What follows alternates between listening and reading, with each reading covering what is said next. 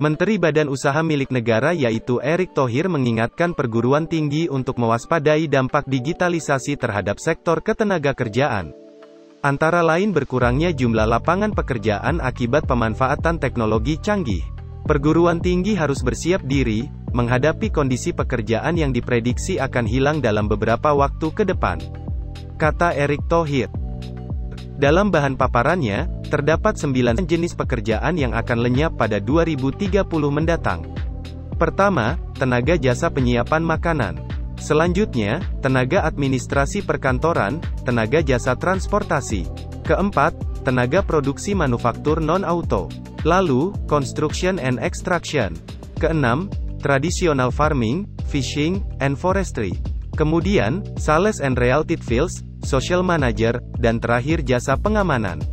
Untuk mengatasi persoalan tenaga kerja tersebut, Menteri Erick menyarankan perguruan tinggi agar tidak hanya melahirkan generasi yang pintar, melainkan lulusan yang memiliki keterampilan digital yang memadai disertai akhlak yang baik agar adaptif terhadap perubahan yang terjadi. Ini bagaimana agar kita kemerdekaan dengan berdaulat energi, dan juga ekonomi digital, tutupnya. Menteri BUMN Erick Thohir dinilai bawa dampak positif dalam melakukan transformasi di perusahaan pelat merah. Salah satunya melalui penggabungan sejumlah BUMN. Sekretaris Jenderal Lembaga Pemberdayaan Ekonomi Santri atau LPES, Ubaidillah Amin memandang langkah merger BUMN membawa transformasi dalam jalan yang tepat.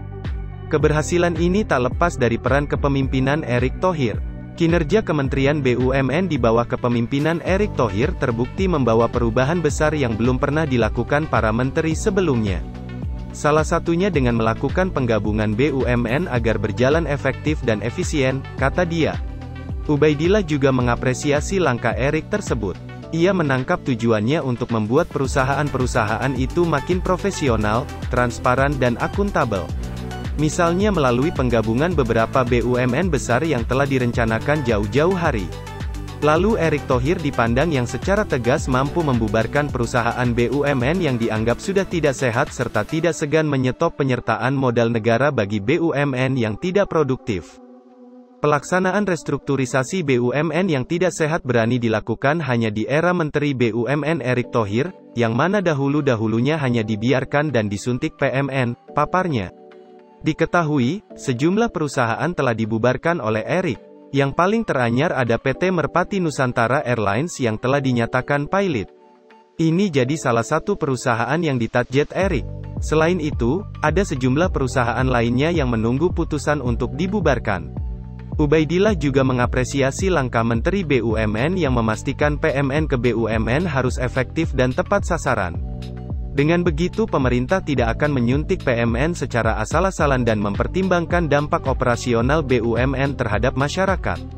Pengasuh Pondok Pesantren Kaliwining, Jember, ini juga memandang Erick Thohir telah sejalan dengan tagline BUMN yang digaungkan, yaitu akhlak.